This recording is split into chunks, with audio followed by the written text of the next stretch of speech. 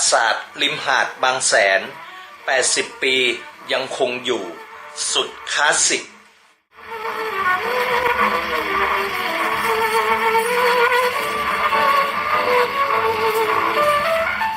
โรงแรมติดชายทะเลแห่งแรกของจังหวัดชลบุรี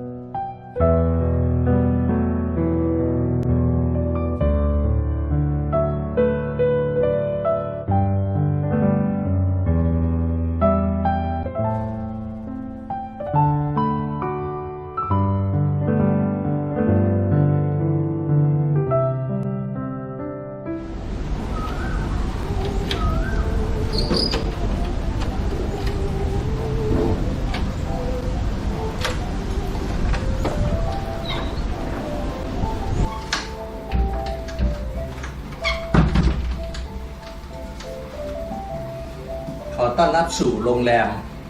แสนสำราญนะครับ ห้องนี้ก็เป็นห้องสแตนดาร์ดนะถ้าห้องใหญ่เนี่ยผมไปถ่ายทำไว้ละห้องนี้ก็เดี๋ยวให้ดูบรรยากาศภายในห้องนะทุกอย่างคลาสสิกเลยนะครับ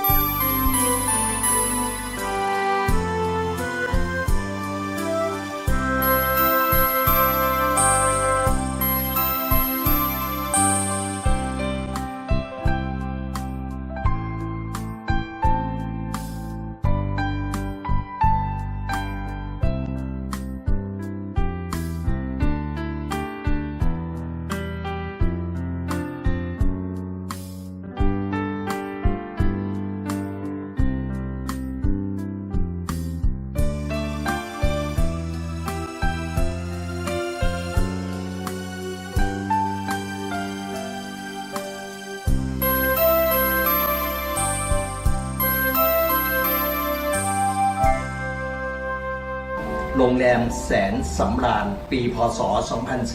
2487 นะครับนับจากวันนั้นถึงวันนี้ 81 ปีนะครับในเมืองชนเนี่ยโรงแรมเก่าแก่ที่สุดเนี่ยจะอยู่ในตัวเมืองนะครับน่าจะเป็นโรงแรมโชคสะอาดนะฮะจะเกิดก่อนที่นี่เกิดปี 2487 แต่โรงแรมโชคสะอาดเนี่ยโรงแรมโชคสะอาดเนี่ยเขาปี 2484 เนี่ยเขามีแล้วนะครับพลนิกรกิมหนวนนะเขาเคยมาเที่ยวชลบุรีในปี 2484 นะครับในหนังสือสามเกลอกล่าวถึงโรงแรมโชคสะอาดไว้นะครับ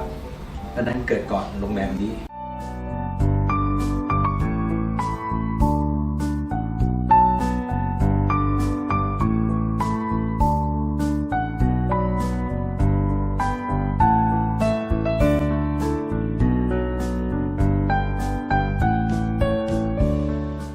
โรงแรมนี้ก็ถือว่าเป็นโรงแรม